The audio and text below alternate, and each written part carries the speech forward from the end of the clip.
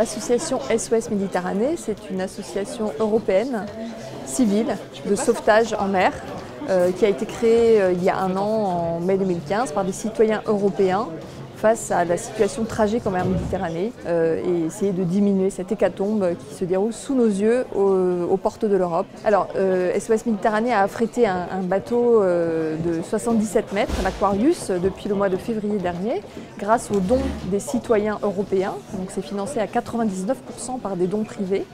Et ce bateau de sauvetage est positionné face aux côtes libyennes, au large de l'Italie. Et il opère sur signalement des autorités italiennes et il va récupérer des bateaux en perdition. Donc là, ça fait 6 mois que le bateau est opérationnel sur la zone de sauvetage. En 6 mois, nous avons recueilli et secouru 6187 personnes, des hommes, des femmes, des enfants, 25% de mineurs qui sont tous des personnes en danger de mort sur la Méditerranée, dans des embarcations de fortune.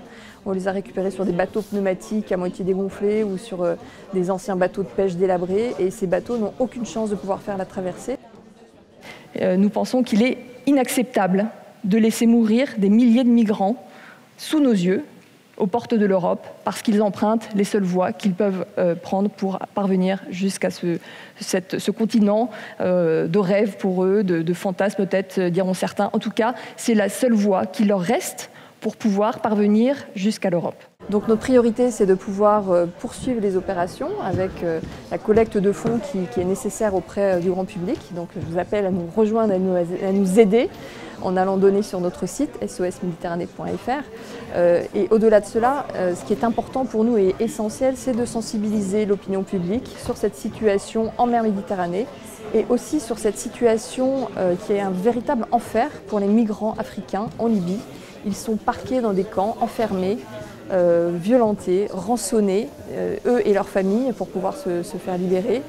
Et ensuite, dans les mains des passeurs, ils prennent ces bateaux qu'ils payent des fortunes pour mettre leur vie en danger au final. Il n'y a toujours pas assez de moyens de sauvetage sur place, donc on en est vraiment à une véritable urgence humanitaire sans dispositif adéquat mis en place par les institutions, par nos dirigeants politiques, par l'Union européenne. Et par contre, ce qui nous donne de l'espoir, et là où nous sommes confiants, c'est que nous voyons qu'il y a vraiment une véritable solidarité citoyenne européenne avec ce mouvement SOS Méditerranée, et nous espérons pouvoir encore le développer.